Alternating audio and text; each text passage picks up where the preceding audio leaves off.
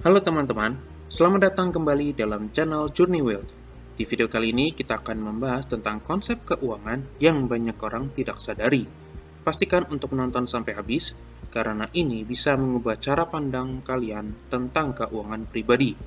Jangan lupa untuk like, share, dan subscribe untuk mendapatkan update video dan konten-konten menarik lainnya. Mari kita mulai. Pentingnya memahami keuangan. Sebelum kita masuk ke dalam konsep-konsep yang mungkin belum kalian sadari, mari kita bicarakan sedikit tentang pentingnya memahami keuangan. Mengelola keuangan dengan baik bukan hanya tentang menabung atau berinvestasi, tapi juga tentang memahami prinsip-prinsip dasar yang bisa membantu kita membuat keputusan finansial yang cerdas.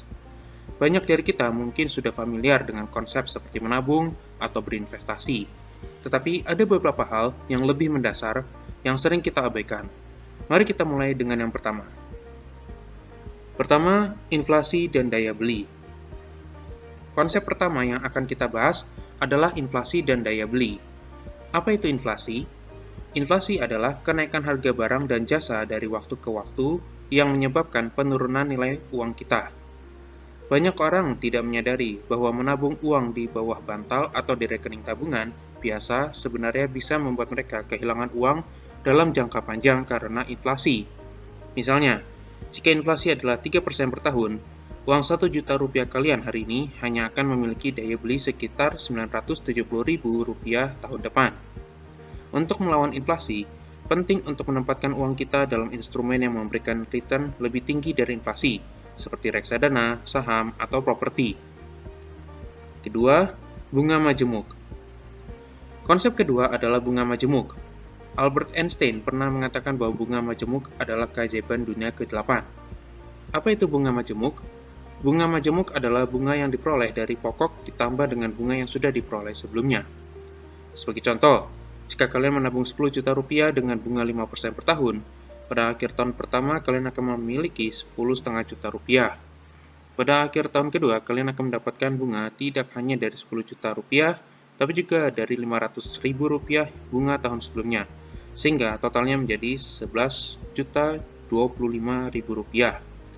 Ini adalah salah satu alasan mengapa semakin cepat kita mulai menabung atau berinvestasi, semakin besar manfaat yang akan kita dapatkan di masa depan. Ketiga, arus kas pribadi. Konsep ketiga yang banyak orang tidak sadari adalah pentingnya mengelola arus kas pribadi. Arus kas pribadi adalah jumlah uang yang masuk dan keluar dari keuangan kita dalam periode tertentu.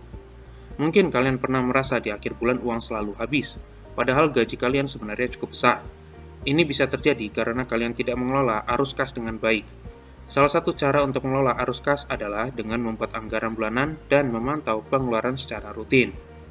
Dengan memahami dan mengontrol arus kas, kita bisa memastikan bahwa kita tidak hanya mengandalkan gaji berikutnya, tetapi juga memiliki tabungan dan investasi yang cukup untuk masa depan. Keempat, utang yang sehat versus utang yang tidak sehat. Konsep keempat adalah memahami perbedaan antara utang yang sehat dan utang yang tidak sehat.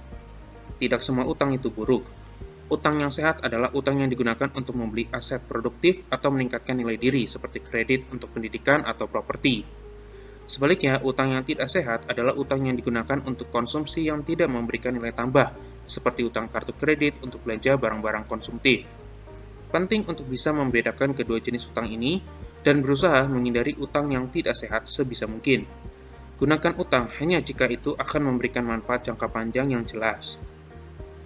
Kelima, diversifikasi investasi.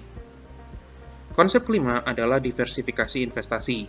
Diversifikasi berarti tidak menaruh semua uang di satu jenis investasi saja. Ini penting untuk mengurangi risiko. Jika satu investasi gagal, kita masih punya investasi lain yang bisa memberikan return. Misalnya, kalian bisa menyebarkan investasi di saham, obligasi, reksadana, dan properti. Dengan demikian, jika pasar saham turun, nilai investasi kalian tidak sepenuhnya terpengaruh karena masih ada investasi di tempat lain yang mungkin tetap stabil atau bahkan naik. Diversifikasi adalah kunci untuk mengelola risiko dan memastikan bahwa kita tidak kehilangan semua uang kita dalam satu kesalahan investasi. Keenam, pentingnya dana darurat. Konsep keenam yang sering diabaikan adalah pentingnya memiliki dana darurat. Dana darurat adalah uang yang disimpan untuk situasi tak terduga seperti kehilangan pekerjaan, biaya medis, atau perbaikan rumah mendadak. Idealnya kita harus memiliki dana darurat sebesar 3-6 bulan pengeluaran rutin. Dana ini harus disimpan di tempat yang mudah diakses seperti rekening tabungan, bukan diinvestasikan dalam aset yang berisiko. Dengan memiliki dana darurat, kita bisa merasa lebih tenang dan siap menghadapi berbagai situasi tak terduga tanpa harus berutang atau menjual investasi dengan kerugian. Ketujuh, nilai waktu dari uang. Konsep terakhir yang banyak orang tidak sadari adalah nilai waktu dari uang. Nilai waktu dari uang berarti bahwa uang yang kita miliki sekarang lebih berharga daripada jumlah yang sama di masa depan karena potensi pendapatan yang bisa dihasilkan dari uang tersebut. Ini sebabnya, mengapa kita harus mulai menabung dan berinvestasi sedini mungkin. Semakin awal kita mulai, semakin banyak waktu uang kita untuk tumbuh dan menghasilkan return. Ingat, waktu adalah teman terbaik investor. Mulailah sekarang, tidak peduli seberapa kecil jumlahnya, karena seiring waktu, jumlah kecil tersebut bisa tumbuh menjadi besar. Itulah 7 konsep keuangan yang banyak orang tidak sadari. Dengan memahami dan menerapkan konsep-konsep ini, kita bisa mengelola keuangan dengan lebih bijak dan mencapai tujuan finansial kita dengan lebih efektif. Terima kasih sudah menonton. Jangan lupa untuk like, share, dan subscribe untuk video-video lainnya. Jika kalian punya pertanyaan atau topik-topik yang ingin dibahas, tulis di kolom komentar ya. Sampai jumpa di video berikutnya.